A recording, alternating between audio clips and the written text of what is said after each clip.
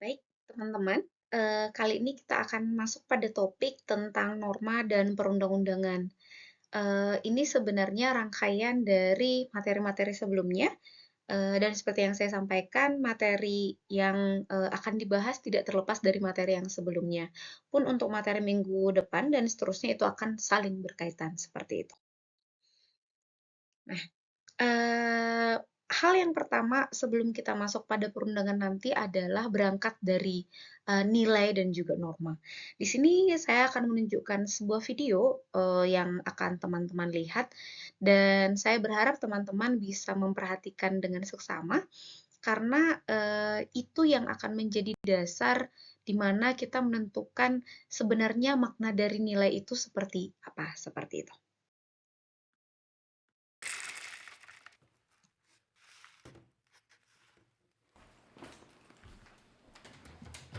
Mom, how much is my life worth? Well, that's a big question. Hold that thought.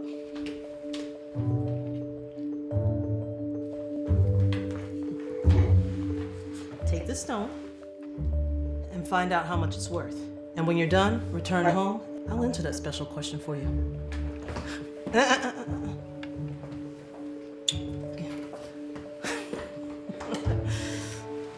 Mom! TJ, what did you discover? Excuse me, sir. Can you tell me how much this is worth? I don't know, little man. I'll give you a banana for it. Excuse me, sir. How much would the museum pay for this stone? I love your enthusiasm, kid, but we don't need one of these in our collection now. Thank you, though. This gem you have here is the most perfect gem I've ever seen. I can't imagine its value. To me, it appears priceless. How much is it actually worth? And what does it have to do with the value of my life?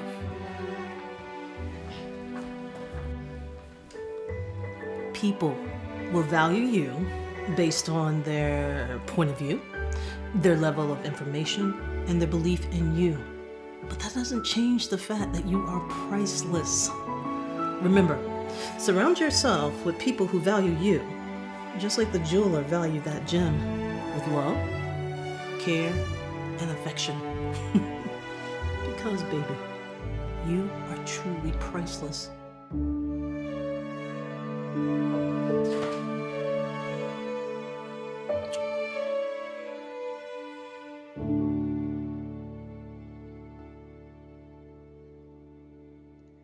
Oke, teman-teman bisa melihat atau mungkin, kalau belum cukup paham dengan makna dari video itu, boleh back lagi, ke video di awal seperti itu, di mana anak itu menanyakan sebenarnya, apa sih nilai atau harga kalau bahasa ininya ya, "Seberapa berharga sih aku?" Gitu, ditanya sama orang tuanya.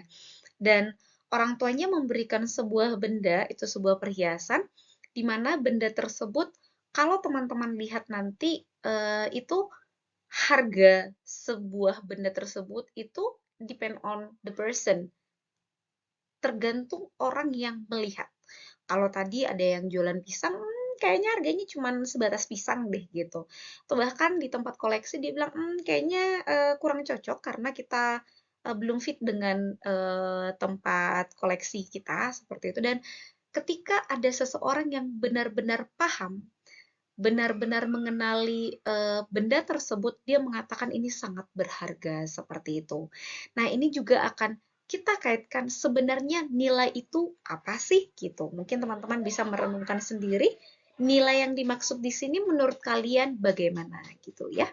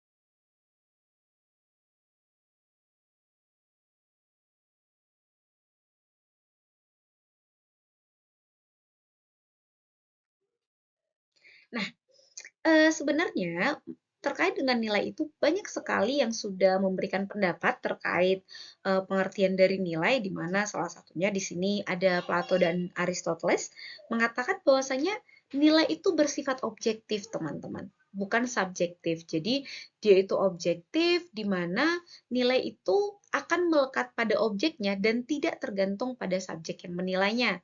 Dan selain itu ada ahli juga yang mengatakan bahwasanya nilai itu justru ditentukan oleh subjek yang menilai dan objek yang dinilai. Jadi ini tergantung pada point of view dari dari orang yang melihat atau bahkan dari objek itu sendiri. Nah, kalau misalkan dikategorikan, setelah kita lihat dari secara general tadi, kita akan melihat sebenarnya nilai itu dapat diturunkan lagi. Jadi, diturunkan dalam 3 bentuk. Yang pertama itu adalah material, di mana nilai itu dianggap segala sesuatu yang berguna bagi unsur jasmani manusia yang digunakan secara jasmani gitu. Dan yang keturunan kedua adalah nilai vital, vital berarti yang paling berguna bagi manusia untuk melakukan aktivitas seperti itu. Dan yang terakhir itu adalah nilai kerohanian, di mana nilai kerohanian itu lebih kepada spiritualnya, seperti itu diturunkan dalam 4 hal lagi. Yang pertama, nilai kebenaran, kemudian kenyataan yang bersumber pada unsur akal manusia, misalnya bagaimana rasio, budi, dan juga cipta. Dan berikutnya adalah nilai keindahan yang bersumber dari rasa manusia, seperti estetika, kemudian perasaan, seperti itu. Dan juga diturunkan dalam nilai kebaikan atau moral yang bersumber pada kehendak atau kemauan manusia. Dan yang terakhir itu adalah nilai religius yang dianggap sebuah nilai yang paling tinggi dan juga mutlak, hitungannya mutlak gitu ya. Ya contoh sederhana, membunuh itu mutlak, dia itu dosa atau tidak, tidak ada setengah dosa atau ya 3/4 dosa gitu ya. Jadi itu itu dianggap sebagai nilai yang paling tinggi, nilai kerohanian yang paling tinggi, spiritualitas, dan itu adalah bernilai mutlak. Nah, ketika ada nilai, maka nilai ini akan mempengaruhi perilaku manusia dan berfungsi sebagai ukuran dalam mengevaluasi tindakan seseorang. Kita bisa melihat dari video yang tadi bahwasanya nilai itu akan mempengaruhi benda yang diberikan oleh anak tersebut kan, teman-teman, gitu. Nah, jadi nilai itu, nilai yang berkembang tersebut dirumuskan ke dalam sebuah norma. Jadi, kalau teman-teman bisa pahami, norma itu tidak terbentuk serta-merta tiba-tiba seperti itu, tetapi norma itu berangkat dari nilai, penilaian tadi, dan masuk pada norma, dan pada akhirnya ada sanksi yang melekat pada norma tersebut. Tetapi saya mau menganalogikan lagi, norma sebuah daerah itu berbeda-beda, sama dengan benda yang diberikan oleh anak tadi. Mungkin ada yang menganggap itu murah, tidak berharga atau bagaimanapun, sama dengan norma yang di sebuah wilayah.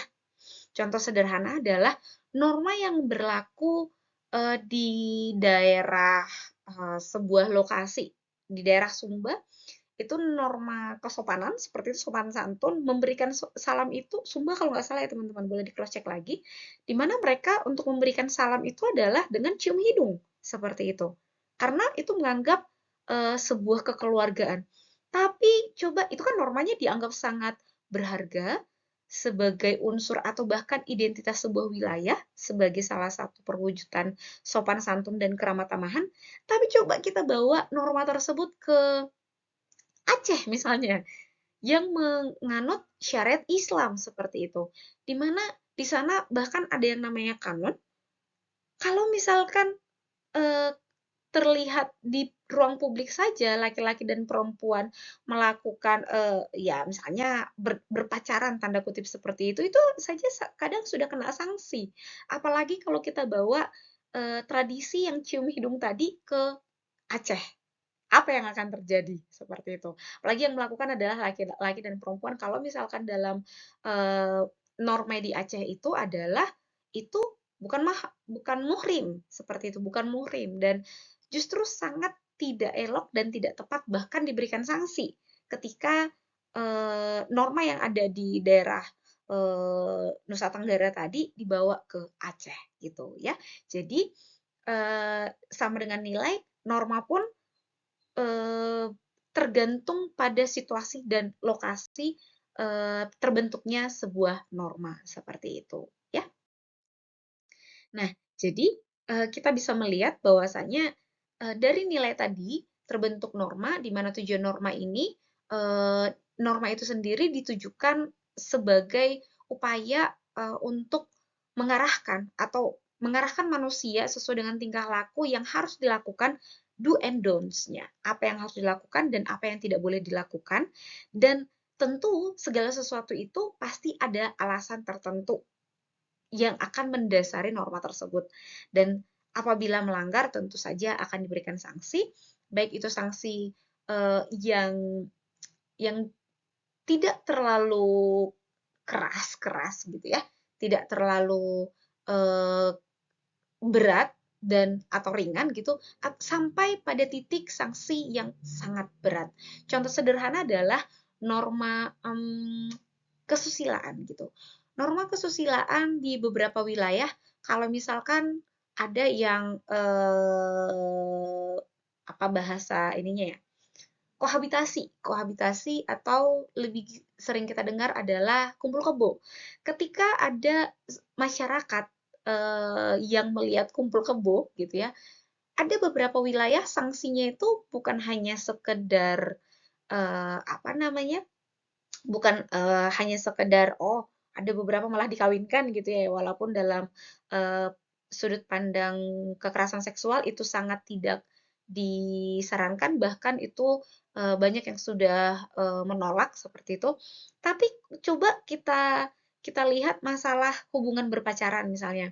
Kalau di Jawa kita tidak mengenal yang namanya family name atau marga gitu ya. Sedangkan di beberapa daerah, salah satunya adalah Sumatera Utara, di suku Batak ada yang namanya family name atau marga.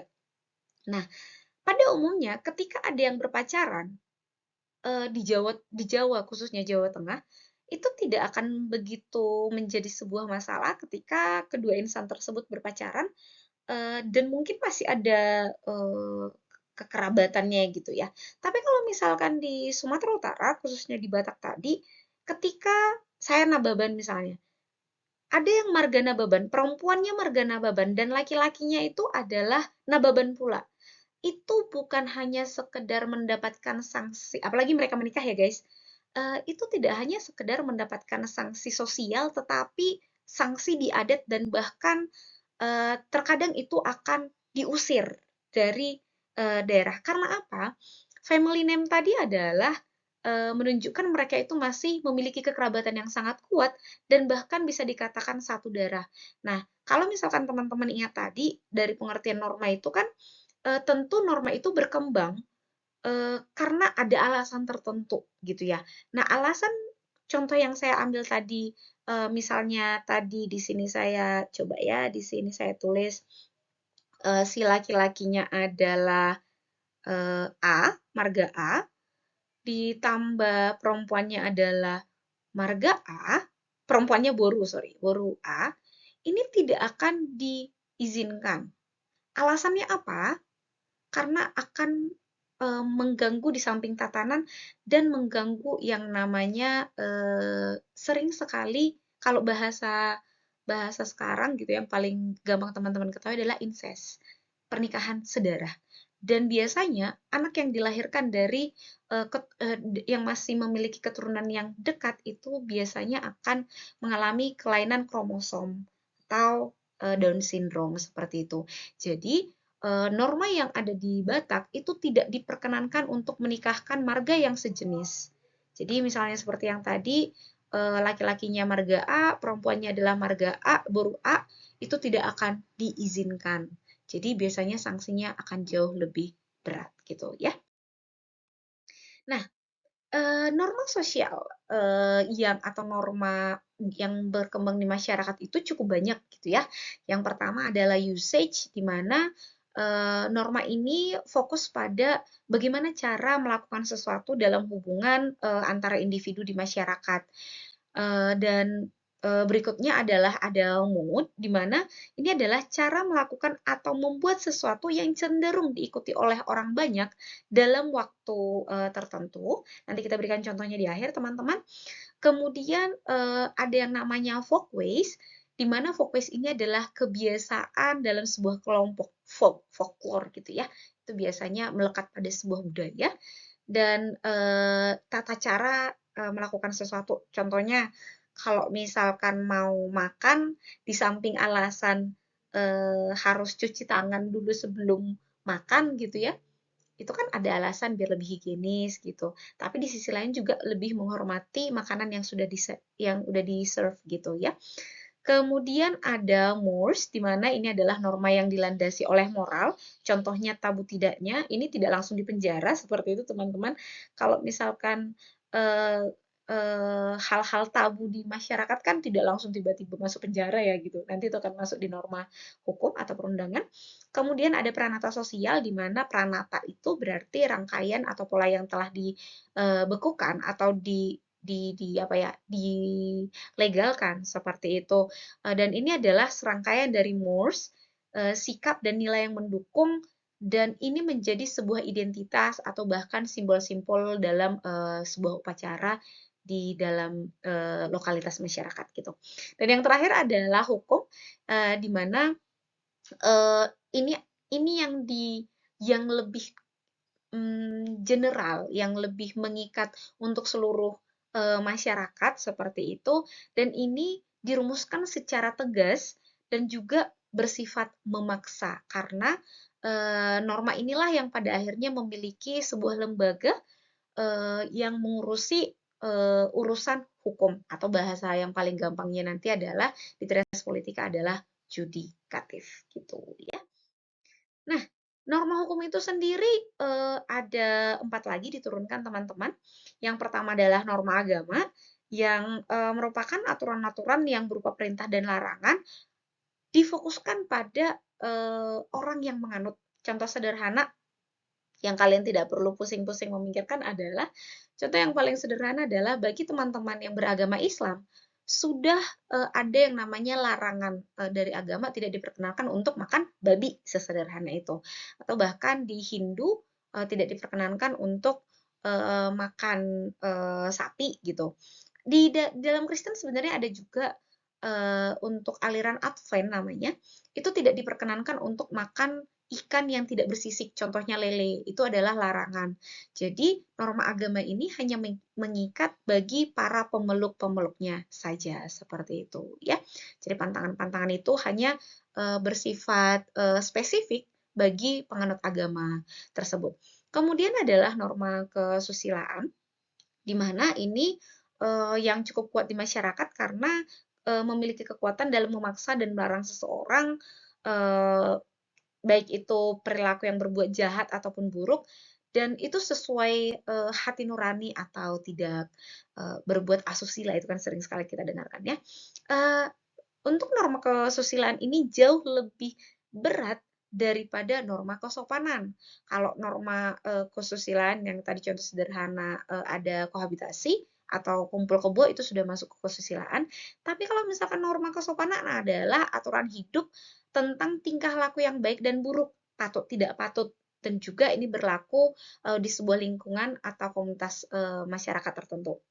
Saya menceritakan sebuah hal yang unik, teman-teman, di generasi hari ini. Saya berharap teman-teman yang mendengarkan ini bukan bagian dari generasi yang saya sampaikan, di mana norma sopan santun ini sudah sangat jauh menurun. Contoh sederhana adalah saya beberapa kali memberikan email kepada mahasiswa gitu ya, email blast atau email secara personal gitu. Bahkan kalau misalkan pun kita tidak melihat siapa pengirim pesan, itu sudah selayaknya etika dasar dipenuhi gitu. Ketika itu saya mengirimkan sebuah data yang dibutuhkan oleh teman-teman mahasiswa untuk melakukan magang, dan agak sedih melihat tingkah laku dari mahasiswa generasi sekarang. Saya berharap ini tidak mengeneralisasi, dan saya yakin teman-teman di sini adalah anak-anak yang memiliki sopan santun yang tinggi gitu ya. eee, balasan yang saya terima adalah, menganggap ketika, saya berikan pesannya, mahasiswanya mengatakan, "Nama saya kok nggak ada, tolong segera" nggak ada pakai kata tolong deh, "segera dikirimkan," seperti itu.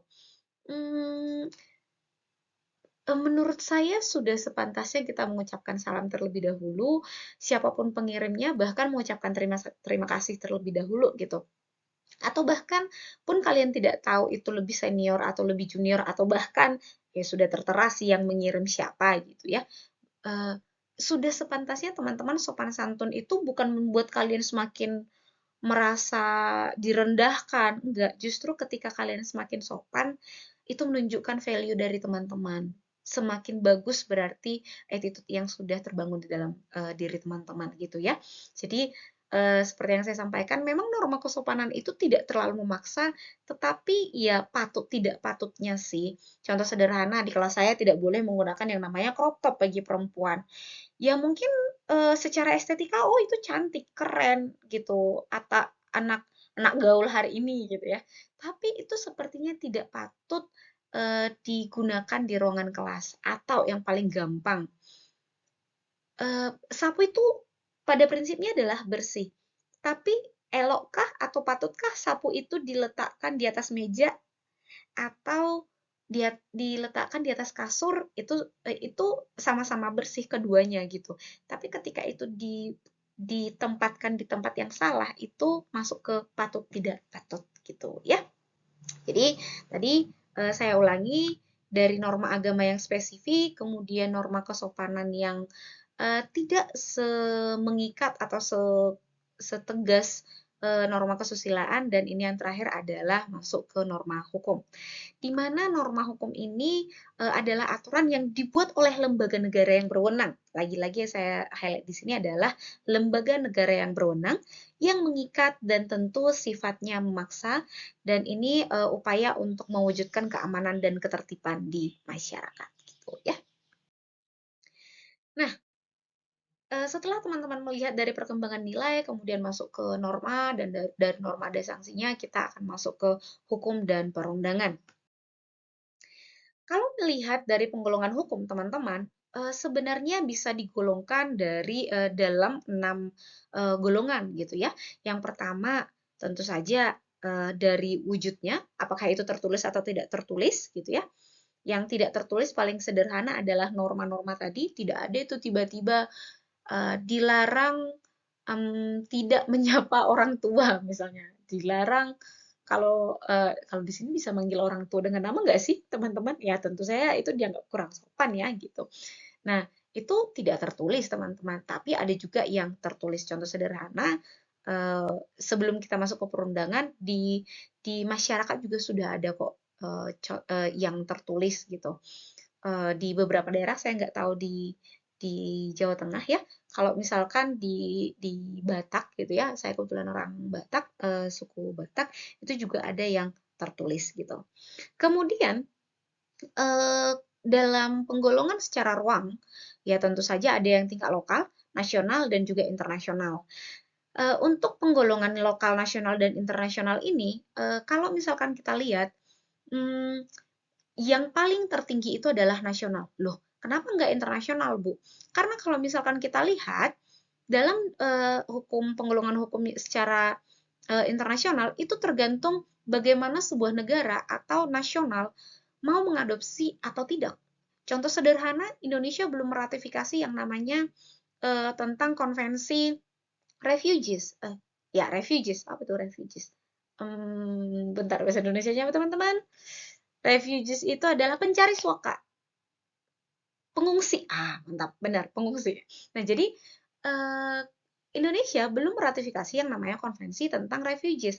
Makanya saya pertegas contoh sederhana yang ketika beredar di mana ada di Aceh, ketika itu ada refugees dari Rohingya gitu ya, pengungsi Rohingya yang terdampar di Aceh. Sebenarnya kalau misalkan melihat dari ketentuan perundangan Indonesia, Indonesia itu tidak wajib untuk menampung yang namanya Rohingya ketika itu. Rohingya. Aduh, tulisan saya jelek di sini teman-teman. Ya, semoga bisa kalian pahami saja. Di mana ketika kalau misalnya ketika di Aceh yang Rohingya ya Allah. Rohingya. Oke, baik. Ini saya melukis bebas. Padahal baru belajar menggunakan tools di PPT nih, guys. Jadi, Rohingya ketika itu waktu terdampar di Aceh kan banyak yang mengatakan, oh, apalagi dari sudut hak asasi manusia, oh kita harus menerima ini segala macam. Bahkan kemarin sempat terjadi kontroversi di mana pengungsi Rohingya mau diberikan sumbangan gitu ya, sumbangan 1 juta dalam sebulan gitu. Jadi banyak yang merasa ini tepat atau tidak. Sebenarnya dalam hukum Indonesia kita tidak wajib untuk menerima pengungsi dan bahkan boleh menolak. Karena apa? Indonesia belum meratifikasi yang namanya hukum internasional tentang pengungsi gitu. Nah, yang berikutnya adalah bagaimana dengan lokal gitu.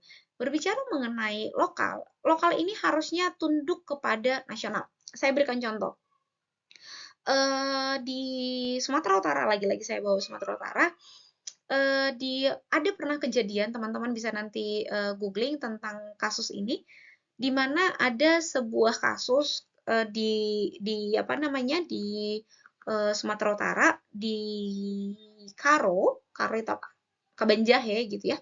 Di mana di sana masih menganut yang namanya patrilineal atau garis keturunan laki-laki gitu ya. Tapi sayangnya ada sebuah keluarga, let's say ini adalah ayahnya marga A dan ibunya adalah marga B, dan melahirkan 2 anak, dan sayangnya anaknya itu adalah perempuan. Padahal kalau di dalam hukum lokal, yang lokal tadi, di adat di sana, apabila anaknya itu perempuan, berarti tidak bisa mewarisi yang namanya hartanya.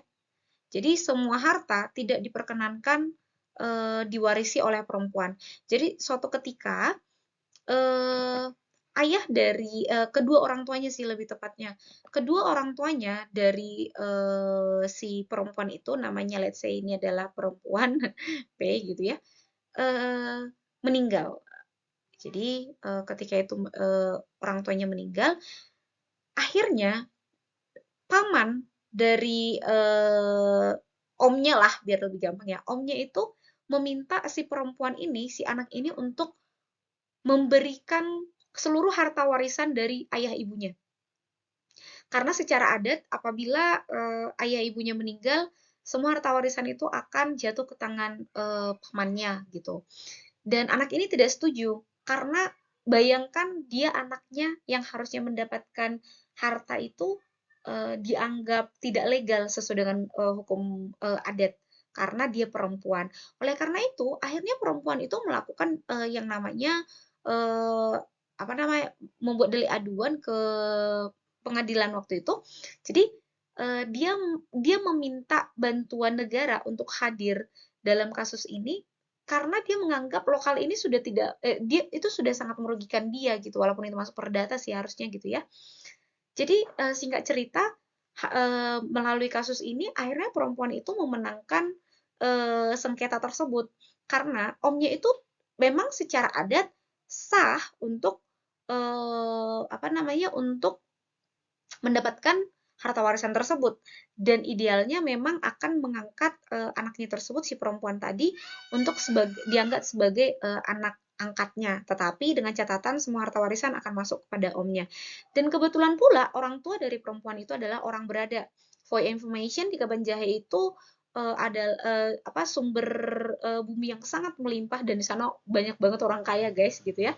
Jadi singkat cerita si perempuan tadi memenangkan sengketa dan ini ini menjadi bukti bahwasanya memang ada yang namanya hukum adat, tetapi hukum nasional pasti memenangkan posisi sengketa seperti itu. Itu nanti akan kita bahas masuk dalam asas hukum itu sendiri gitu ya. Kemudian ada yang namanya waktu dalam penggolongan hukum secara waktu gitu ya. di mana ada yang namanya ius constitutium, ius constituendium, dan juga hukum adat. Iya benar, hukum dalam alur waktu gitu ya, kok adat lagi gitu. Ini bisa kita lihat ya yang sudah berlalu, masa kini dan masa yang akan datang. Masa akan datang itu adalah masuk dalam perencanaan. Kemudian ada yang namanya dalam golongan pribadi, yaitu ada satu golongan tertentu, kemudian mengikat semuanya atau antar golongan. Dan juga ada yang namanya isi, di mana ada dalam hukum publik, ada yang namanya hukum publik, ada yang namanya hukum privat atau perdata. Di mana untuk hukum publik itu adalah contoh sederhana adalah HTN atau hukum tata negara, HAN, hukum administrasi negara, pidana, dan juga hukum acara gitu ya. Sedangkan untuk privat itu adalah hak perorangan, hukum perorangan, hukum keluarga, hukum kekayaan, dan juga hukum waris gitu ya. Dan untuk lebih memahaminya lagi, kita bisa masuk ke jenis ataupun hierarki dari perundangan, di mana saya mau menegaskan di sini untuk hierarki tidak boleh ada yang bertentangan. Contoh sederhana, kalau misalkan ada undang-undang di peraturan daerah ini harus sesuai dengan yang di atasnya. Kalau misalkan di daerah itu bilang A, harus dicek lagi sesuai nggak dengan A, sesuai lagi nggak dengan yang di atas, dan seterusnya gitu ya. Tidak ada yang boleh melangkahi dan tidak ada pula yang bertentangan dari pucuk dari segala perundangan itu adalah Undang-Undang Dasar. Tetapi perlu saya tekankan pula, memang Undang-Undang Dasar yang paling tinggi di tatanan perundangan, tetapi jangan lupa Undang-Undang Dasar ini harus adalah semua undang-undang ini berdasar pada yang namanya Pancasila gitu. Karena kita bisa lihat di alinea keempat gitu ya, bahwasanya dalam semua perundangan, semua apapun yang dibahas dari awal sampai akhir itu harus berdasar kepada ketuhanan yang Maha Esa dan seterusnya gitu ya. Dan ini yang saya sampaikan tadi tentang asas-asas, ini penting banget teman-teman. Dan ini banyak masyarakat yang belum tahu, dan saya berharap nanti teman-teman bisa menginformasikan sesederhana kepada keluarga kalian gitu ya. Di mana ada asas-asas dalam perundangan, contoh yang paling sederhana adalah ignorantia legit exhaustat neminem, ini adalah bahasa Latin, yang artinya setiap orang dianggap tahu akan adanya undang-undang. Makanya dalam perundangan itu ada yang namanya waktu untuk sosialisasi atau waktu untuk mengundangkan sebuah undang-undang gitu ya. Ini nanti kita masuk ke bagian bagian undang-undang gitu ya. Yang bagaimana sistematikanya. Saya lupa berapa hari untuk masanya, kalau nggak salah 100 hari, tapi correct me if I'm wrong gitu ya. Jadi kalau misalkan ada undang-undang yang sudah dilakukan, contohnya di jalan raya lah gitu, kita itu harus tahu kalau misalkan pakai helm atau tidak pakai helm, itu polisi langsung menilang. Kenapa? Karena dianggap kalian sudah tahu bahwasanya kalau tidak pakai helm itu melanggar aturan. Ya padahal kita nggak tahu itu dari mana gitu. Dapat sosialisasi atau tidak, seperti itu.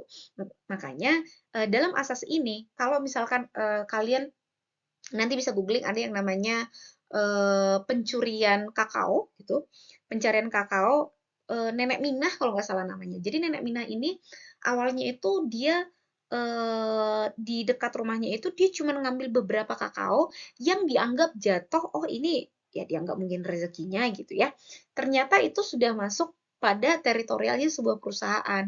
Dan akhirnya Nenek Mina ini harus dikenakan pidana karena masuk dalam pencurian kakao. Itu viral teman-teman. Itu di tahun 2000-an, udah lama banget sih itu. Tapi teman-teman bisa ngelihat nanti.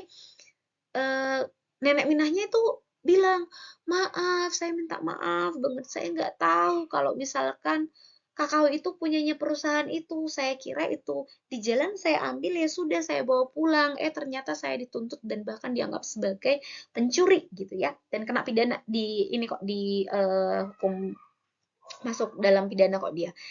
Dan di sini di sini bisa kita lihat bukti bahwasanya asas ini diberlakukan.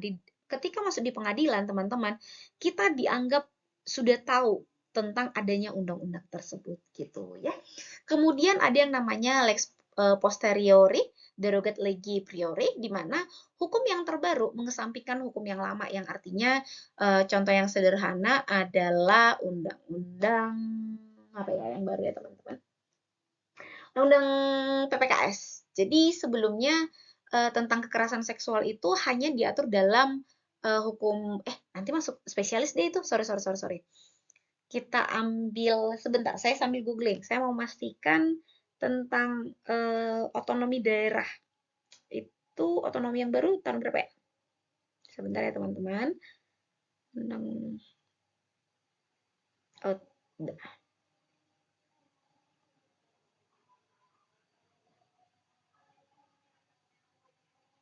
ya, contohnya adalah Undang-Undang tentang Otonomi Daerah itu tahun 2004, guys.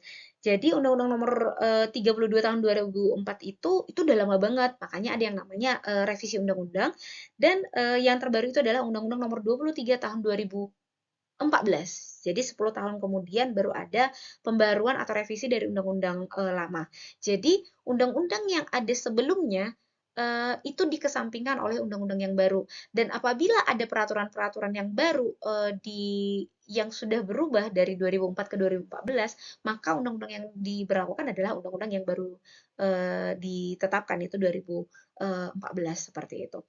Kemudian ada lagi asas yang namanya lex superiori derogat legi inferiori, di mana hukum yang tinggi mengesampingkan hukum yang rendah. Ya, contoh sederhana adalah dari hierarki perundangan tadi, di mana Undang-Undang Dasar paling tinggi, kemudian TAP MPR masuk pada undang-undang, tentu saja TAP MPR akan lebih tinggi daripada undang-undang, atau paling sederhana adalah undang-undang secara nasional akan mengesampingkan undang-undang tentang hukum daerah yang paling contoh kayaknya nanti deh saya lupa di materi ini atau di materi yang berikutnya tentang hukum kanun. Kenapa di Aceh boleh melakukan hukum cambuk misalnya seperti itu? Itu nanti dibahas di materi berikutnya berarti.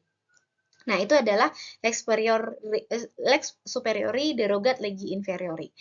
Nah, satu lagi yang paling spesifik teman-teman, dan ini yang kalau saya ingat waktu kuliah dulu, ini adalah asas yang paling melekat di otak saya gitu ya, namanya adalah lex specialis derogat legi generali, di mana undang-undang yang spesifik mengesampingkan undang-undang yang umum. Contoh sederhana adalah yang tahun 2023 sudah ditetapkan adalah tentang undang-undang kekerasan seksual gitu ya. Undang-undang kekerasan seksual lebih spesifik lagi mengatur tentang apa-apa saja yang ada kalau misalkan kekerasan seksual itu masuk kekerasan seksual itu apa-apa saja.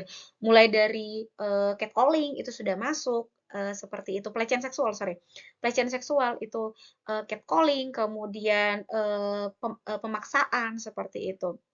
Nah, tetapi sebelumnya ada yang namanya undang-undang umum, yaitu masuk di hukum pidana. Di dalam hukum pidana memang dijelaskan tentang kekerasan seksual, tetapi belum sespesifik undang-undang yang baru di tahun 2023 gitu. Jadi ini adalah contoh lex specialis derogat legi generali, di mana undang-undang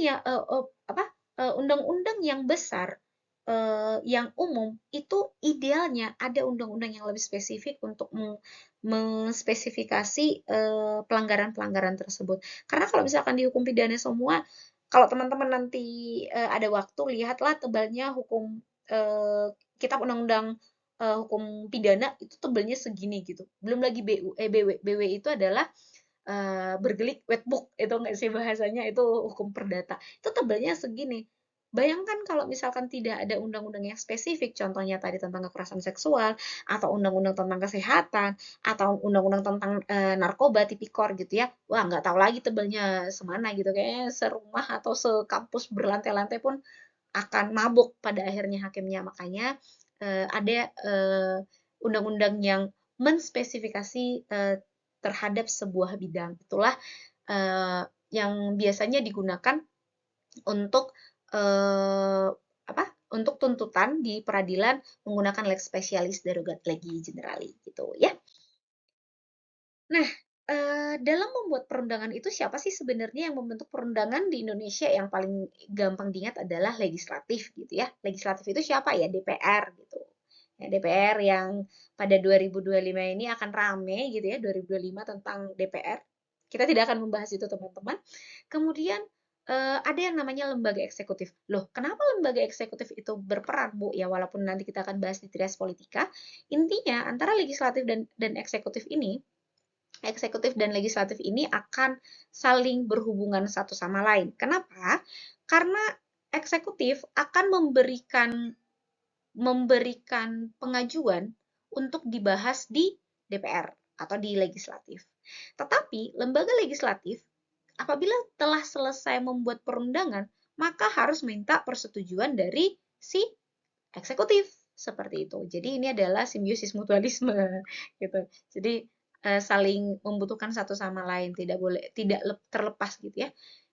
Tapi ada juga syarat teman-teman apabila sudah oke tapi belum sempat ditandatangani dari eksekutif, itu nanti kita bahas di ini deh, di Undang-Undang Dasar, di mana pada jangka waktu tertentu itu sudah sah dan bisa diundangkan gitu. Pada intinya legislatif itu adalah penggodoknya, tetapi yang mengajukan itu adalah eksekutif. Tapi pelaksananya lagi-lagi adalah eksekutif gitu. Jadi peran legislatif ini harusnya idealnya itu krusial ya teman-teman. Makanya saya lagi-lagi menekankan kalau kalian memilih caleg kita, tolong jangan tergiur dengan embel-embel agama, embel-embel money politik, tolong berpikir rasional karena mereka itu adalah posisi yang sangat strategis di Trias Politika gitu ya. Dan juga ada lembaga lainnya yang rangkanya untuk bersifat lebih pada mengatur gitu.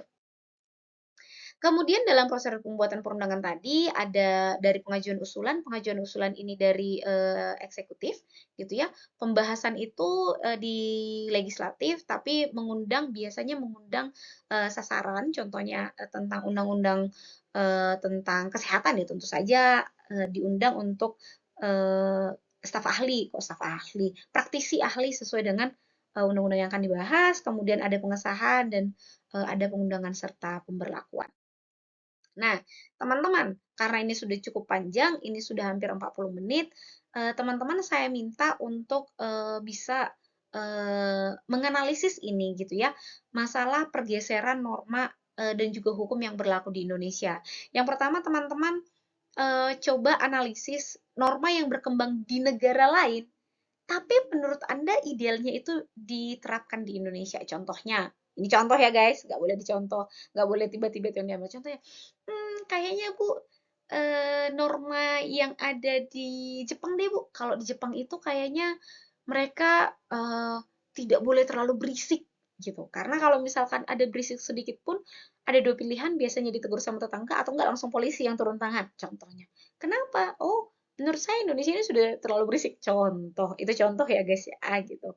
Jadi bisa teman-teman ngelihat normanya itu ada di negara lain, tapi kayaknya boleh deh kita adopsi di Indonesia. Nah, kuis yang kedua adalah apa yang berkembang di negara lain yang idealnya itu nggak pantas diterapkan di Indonesia. Jadi ada dua ya. Pertama, norma itu idealnya boleh dipakai di Indonesia atau ada norma yang tidak tepat di Indonesia. Contoh sederhana adalah saya tidak akan membahas LGBTQ karena itu pro kontra di Indonesia gitu ya. Contohnya masalah yang baru-baru ini yang terjadi apa ya yang ada di negara lain. Oh, contoh sederhana makanan ini makan di Amerika itu besar-besar banget porsinya. Tapi itu bukan norma ya teman-teman. Apa ya? Pokoknya norma-norma yang berlaku di luar. Oh ini contoh sederhana adalah ateis di luar negeri gitu. Menurut kalian di Indonesia bagaimana? Gitu. Itu contoh. Saya berharap contoh yang saya berikan tidak diambil lagi supaya nanti di kelas kita bisa lebih kaya informasi yang didapatkan gitu ya. Oke, seperti itu saja teman-teman untuk hari ini. Semoga penjelasannya lebih komprehensif dan apabila ada bertanya boleh disampaikan di kolom komentar atau misalnya di ruang diskusi di flexible learning seperti itu. Terima kasih, Tuhan memberkati.